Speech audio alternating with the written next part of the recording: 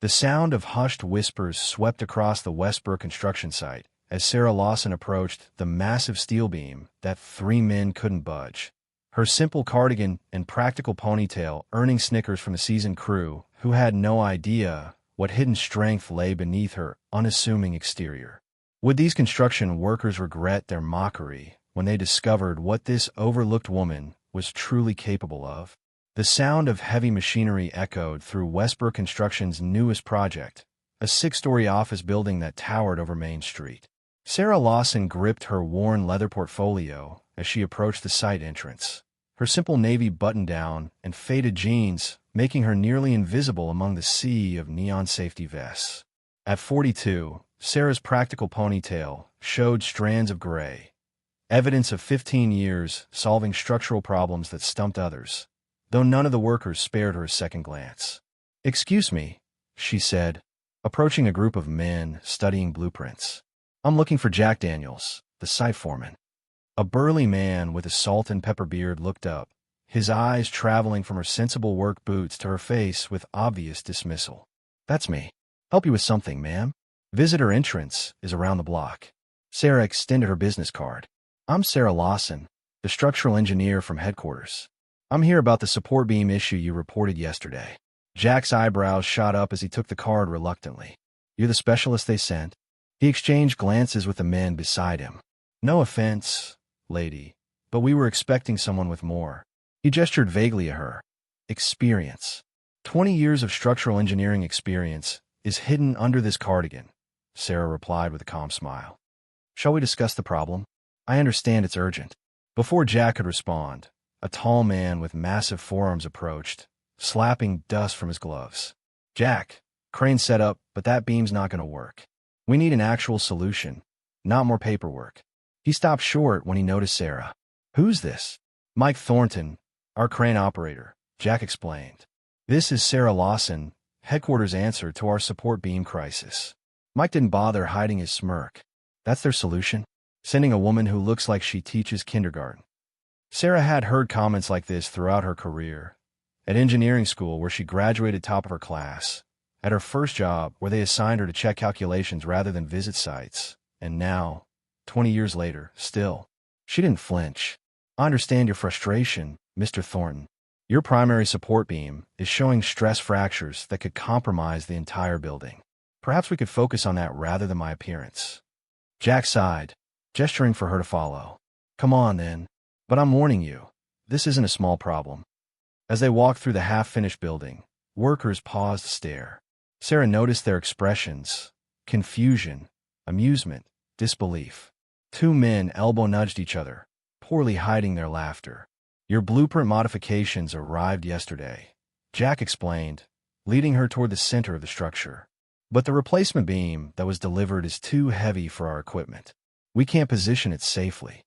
They stopped beside a massive steel H-beam lying on the concrete floor. Sarah knelt, measuring and examining it while jotting notes in her small notebook. "Who approved these specifications?" she asked, frowning at the measurements.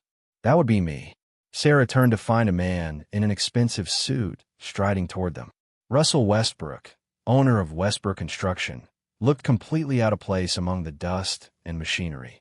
His perfectly combed hair and manicured nails suggested he rarely visited active sites. "Mr. Westbrook," Jack straightened immediately. "I didn't know you were stopping by today." Russell ignored him, focusing instead on Sarah with narrowed eyes. "And who might you be?" "Sarah Lawson, structural engineer. I'm here to solve your support beam issue." Russell's laugh was sharp and dismissive. "Are you now? Interesting. I don't recall approving an outside consultant, especially for a problem my men are perfectly capable of handling." A muscle twitched in Sarah's jaw, the only sign that his words affected her. "With respect, sir, if they could handle it, I wouldn't be here." The temperature seemed to drop as Russell's smile hardened. "You have exactly 1 day to fix this, Ms. Lawson. After that, we do things my way." As Russell walked away, Mike folded his arms across his chest. "So, teacher, what's your First," Sarah replied, "I need to see your equipment set up." She moved toward the crane with purpose, her eyes already assessing capabilities that the men had overlooked. Mike followed, his heavy boots stomping. "Lady, I've been operating cranes for 25 years. If I say that beam's too heavy for our rig's configuration, it is. Experience is valuable, Sarah acknowledged without breaking stride. But physics doesn't change based on years served. She reached the crane and began examining its specifications, climbing up to check the boom configuration herself. Jack and Mike exchanged looks of disbelief as she moved with unexpected familiarity around the machinery. Your crane can handle the weight, she called down after several minutes. You need to reconfigure the lift points and adjust the counterweights. She climbed down and showed them her calculations. Mike snatched the notebook, scanning her work with growing irritation. This looks good on paper, but you're missing practical considerations. Theory isn't reality. Workers had gathered around now, sensing conflict. Sarah felt their eyes, some curious, most skeptical, all judging. This wasn't the first time she'd faced a wall of doubt, but each time still stung. I've implemented this solution on 3 similar projects, she explained patiently. If you adjust these settings. Enough, Mike interrupted, handing back her notebook with visible contempt. This isn't some textbook problem. Real jobs, real safety on the line here. Something shifted in Sarah's expression. Not anger, but determination hardening into resolve. She'd promised herself years ago never to raise her voice to prove a point, never to become the stereotype of an emotional woman. Instead, she simply asked, "What would convince you?" Mike glanced at a smaller I-beam that lay nearby, roughly 8 feet long. His lips curled into a challenging smile. "Tell you what, that beam there weighs about 300 pounds. If you can even budget using your proper technique, maybe we'll consider your fancy calculations." A murmur spread through the gathered workers. Sarah assessed the beam, then looked at the circle of men watching her, their expressions ranging from embarrassment to anticipation of her failure. "Mike, come on," Jack said quietly. "That's unnecessary." "No, it's fine," Sarah replied, removing her light jacket. "I accept her challenge." Beneath her simple exterior, Sarah carried strength these men couldn't see, not just in her mind, but in her body. The daughter of a single father who'd worked construction until a workplace accident left him disabled, she'd grown up handling tools and materials alongside him during his recovery as he taught small residential projects from his wheelchair. She approached the beam methodically, pulling work gloves from her back pocket and slipping them on with practiced ease. "Even if you've seen someone lift something like this before, it doesn't mean," Mike began. "I don't need to have seen it," Sarah cut him off quietly. "I've done it." She positioned herself correctly, bending in the knees, back straight. The workers fell silent as they recognized the stance of someone who knew exactly what she was doing. With careful movements, she gripped the beam at precisely calculated points. "Proper leverage is about physics, not just brute strength," she explained, her breathing controlled. "It's how ancient civilizations moved massive stones without modern equipment." Mike's smirk began to falter as Sarah set her feet. Jack stepped forward, suddenly concerned. "Look, you don't have to do this. We can discuss alternatives." But Sarah was already in motion, her technique flawless. With a controlled exhale, she lifted the 300-pound beam clear off the ground. Not just an inch, but a full foot. She held it steady, her face showing concentration but not strain. The construction site fell completely silent. After 10 seconds, she carefully lowered the beam, straightened, and faced the dumbfounded crew. "Now, about those crane adjustments I was suggesting." Before anyone could respond, a woman's voice cut through the silence. "What exactly is happening here?" All heads turned to see Elizabeth Westbrook, Russell's daughter and newly appointed project manager, standing with arms crossed and eyes fixed directly on Sarah. Elizabeth Westbrook's heels clicked sharply against the concrete as she approached the silent group of workers. Unlike her father Russell, she wore a hard hat and sensible boots with her business attire. "I asked a question," Elizabeth said. "What's happening here?" Mike recovered first, stepping forward with a nervous chuckle. "Just a little demonstration, Ms. Westbrook. Nothing to worry about." A demonstration that involved this woman lifting a 300-pound beam. Elizabeth raised an eyebrow. "Impressive. And you are?" "Sarah Lawson, structural engineer. I'm here about the support beam issue." Sarah extended her hand, which Elizabeth shook firmly. "Funny," Elizabeth replied. "I don't recall my father mentioning bringing in a consultant." Jack cleared his throat. Actually, Ms. Westbrook, I called headquarters directly yesterday. The situation seemed urgent enough to bypass the usual channels. Elizabeth's sharp gaze suggested she knew this wasn't the whole truth, but she simply nodded. Show me the problem, then. As they walked toward the main support area, Sarah noticed the subtle shift in the men's attitudes. Their eyes now followed her with guarded respect, rather than dismissal. Mike walked slightly behind, his earlier confidence deflated. Elizabeth examined the stress fractures in the original beam, while Sarah explained her proposed solution. With the proper lift configuration, your existing equipment can safely position the replacement beam. I've done the calculations, which is exactly what I was trying to tell them before the lifting challenge, Sarah added. Elizabeth's lips twitched. So you lifted 300 pounds to prove a point? Sometimes numbers on paper aren't enough to change minds, Sarah replied quietly. Thunder rumbled overhead. Dark clouds had gathered, threatening rain that would halt all progress. We need to make a decision, Jack said, glancing nervously at the sky. If that rain hits before we secure this section, implement Ms. Lawson's solution, Elizabeth ordered without hesitation. I want that beam in place before the storm hits. Mike began to protest, but Mr. Westbrook specifically said, My father isn't here, and I'm making this call. Elizabeth cut him off. Get moving. The crew scrambled to action. Sarah worked alongside Jack, reconfiguring the crane settings while Mike watched with obvious reluctance. The other workers moved with new urgency. As they prepared the main beam for lifting, Elizabeth drew Sarah aside. I recognize your name, she said in a low voice. You wrote that paper on stress distribution in cantilevered structures, didn't you? Surprise flickered across Sarah's face. You've read my work. Engineering degree from MIT. Elizabeth replied with a shrug. Dad doesn't advertise that fact to his clients. He prefers I'm seen as the pretty face of the company, not its brain. A deeper understanding passed between the women before a shout from Jack pulled their attention back to the task. The massive replacement beam hung from the crane, ready for positioning. Rain had begun to fall, light droplets turning the dust into slick mud. Mike stood at the controls, following Sarah's instructions with grudging precision.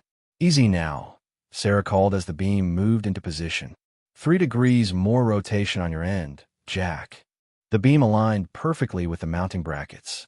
A collective breath of relief swept through the crew as they began securing the connections. Then Russell Westbrook's voice cut through the rain. What the hell is going on here? He strode across the site, umbrella in hand, his expensive shoes already caked with mud. His face darkened with fury as he spotted Sarah directing his crew. I specifically ordered no changes until I approved them. Who authorized this? Russell demanded, rounding on Jack. Before Jack could answer, a loud metallic groan echoed through the structure. All eyes turned to the partially secured beam as one of the temporary support cables began to unravel. Everyone back, Sarah shouted, rushing forward instead of away. The fraying cable whipped through the air as Sarah lunged for the emergency stabilization lever. Rain pelted her face, blurring her vision as she fought to prevent the massive beam from crashing down. Get clear, Jack yelled to the frozen workers as he raced to help. The beam shifted dangerously. Sarah braced herself against the support column, reaching for the secondary lock mechanism. Her fingers closed around the handle just as Russell grabbed her arm. Step aside, he ordered. You've done enough damage. Sarah wrenched free without taking her eyes off the beam. Either help or move, she said, her voice cutting through the panic with startling calm. This beam comes down, someone dies. Elizabeth appeared beside them, already fastening a safety harness. Dad, she knows what she's doing. Something in her tone made Russell hesitate just long enough for Sarah to engage the lock. The beam stabilized temporarily. The cable's completely shot, Sarah assessed quickly. Looks like it was already damaged before today. Her eyes met Russell's with quiet accusation, almost like someone skimped on equipment inspections. Russell's jaw tightened. How dare you suggest? Not now, Elizabeth interrupted. Mike, bring the secondary crane online. We need to take pressure off this mounting point. The crew worked frantically, following Sarah's directions without question now. The hierarchies of minutes earlier had vanished in the face of genuine danger. As they secured the final connection point, the rain intensified. Water streamed down Sarah's face, plastering her clothes to her body. She looked nothing like the invisible woman who had arrived that morning. The beam locked into place with a satisfying clank. A cheer went up from the crew, cut short by Russell's raised hand. "In my office. Now," he said to Sarah, his voice tight with barely controlled rage. The side trailer's fluorescent lights cast harsh shadows across Russell's face as he paced behind his desk. Elizabeth stood by the door while Sarah sat calmly, still dripping rainwater onto the floor. "You deliberately circumvented my authority," Russell began. "Implemented unauthorized changes that could have cost lives." "The only thing that threatened lives today was that substandard cable," Sarah replied evenly. "A cable that should have been replaced months ago, according to safety protocols." Sarah reached into her soaked portfolio and pulled out a plastic-protected document. "This is a comprehensive safety audit of 3 Westbrook construction sites, documenting 27 critical violations over the past year." Russell lunged for the document, but Elizabeth intercepted it, scanning the pages with growing concern. "Where did you get this?" Russell demanded. "I compiled it," Sarah said simply.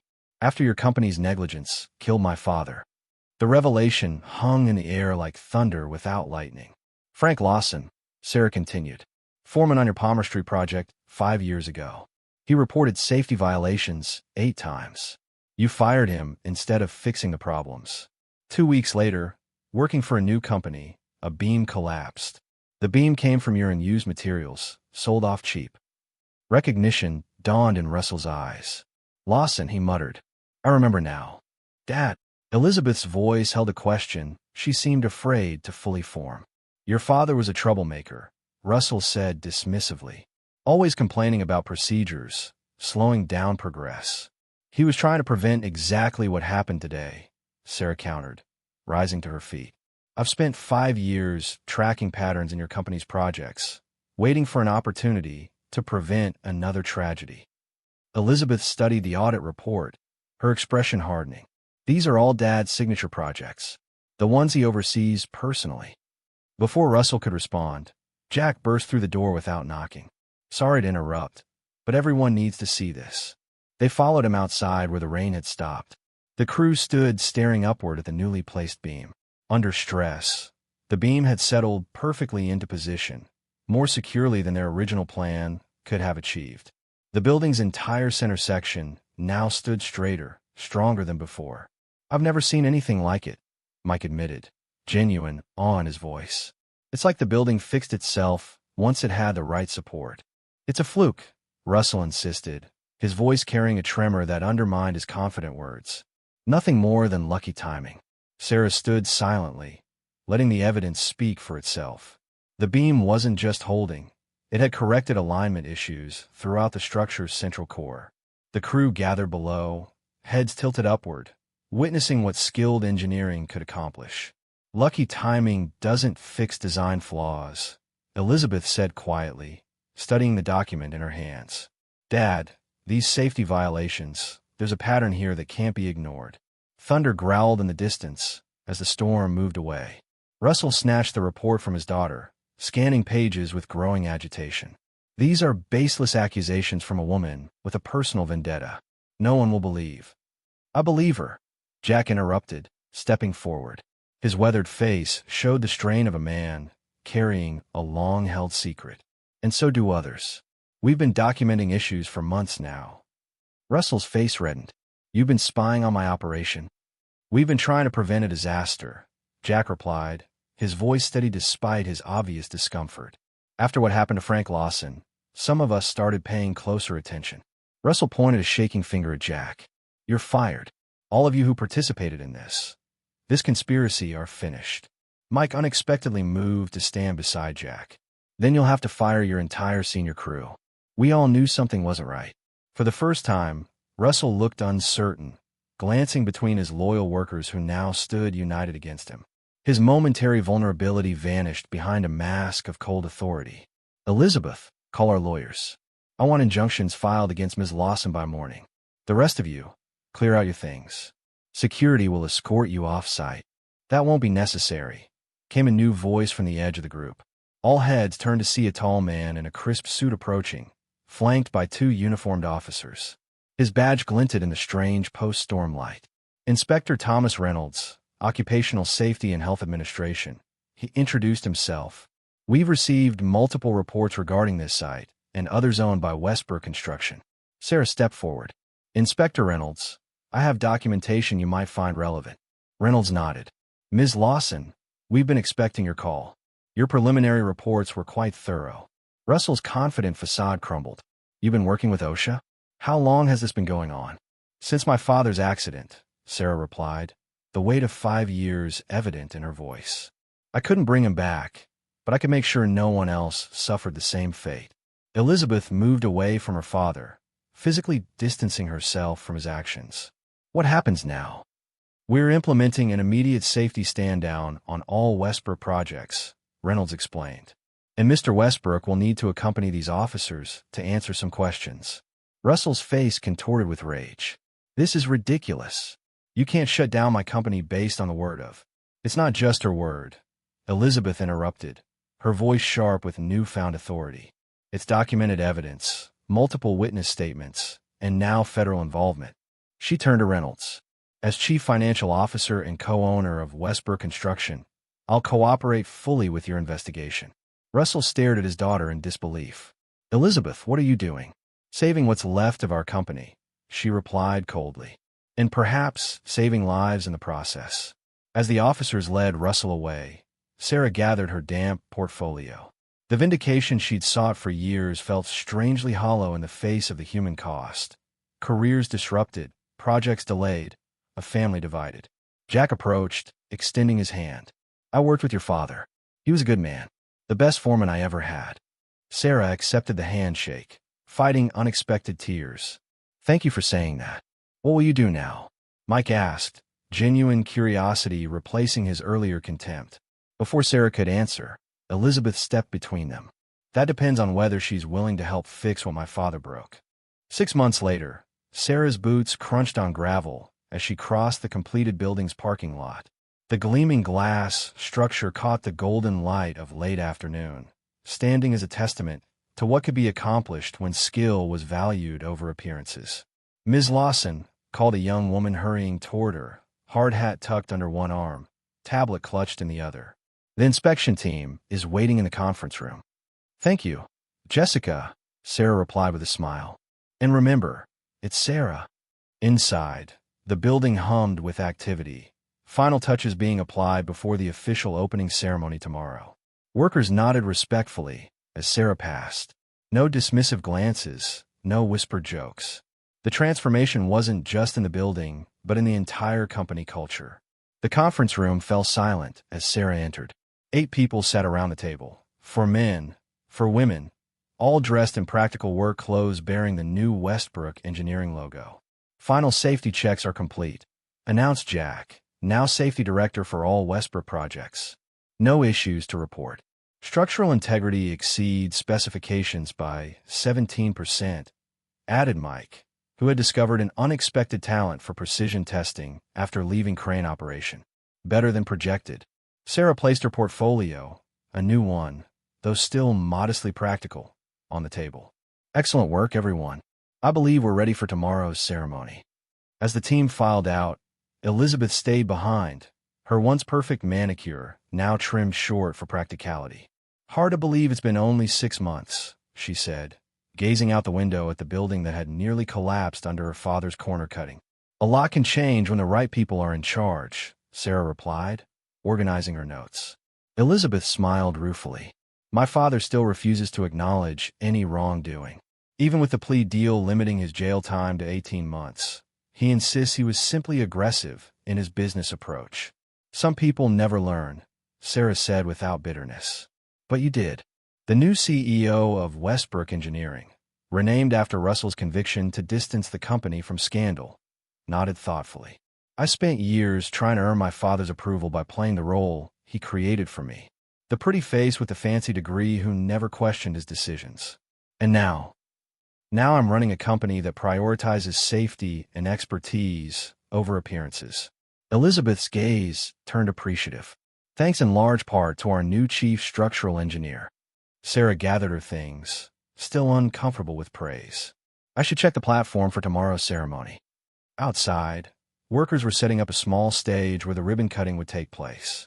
Among them was a young woman in her early 20s, carefully measuring spacing between chairs. That's Melissa, isn't it?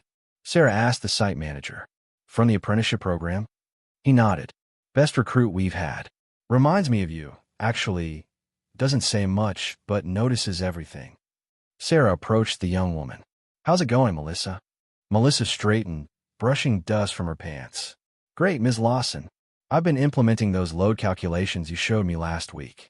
Call me Sarah, she corrected gently. And I'm glad to hear it.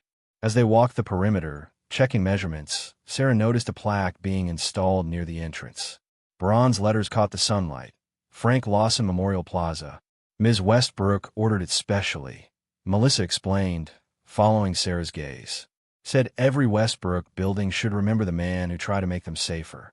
That evening, after everyone had left, Sarah stood alone in the plaza.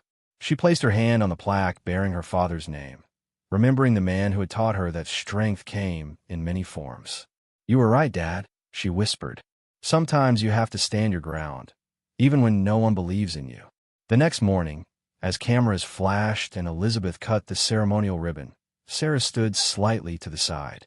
She wasn't there for recognition or applause. Her victory wasn't in the spotlight, but in the safety of the workers who would never know how close they came to disaster. A reporter pushed through the crowd. Ms. Lawson, is it true you single-handedly lifted a 300-pound beam to prove your qualifications to the all-male crew? Sarah smiled slightly. Engineering isn't about proving yourself to others. It's about understanding what needs to be done and having the courage to do it right. Mike, overhearing, stepped forward. But she did lift it, he added with newfound respect. Changed everything that day. Changed all of us. As the crowd dispersed, Sarah noticed Jack speaking with a group of young women in hard hats. New recruits for the company's expanded apprenticeship program that actively sought out female candidates. They're here because of you, Elizabeth said, joining Sarah. You show them what's possible. Sarah watched the women, listening intently to Jack's instructions, their faces eager and determined. She thought of her father, of the long journey from that rainy day with the fraying cable, of all the small battles yet to be fought in construction sites across the country. No, she replied quietly. They're here because someone finally looked past appearances and saw what they could do. All I did was open the door.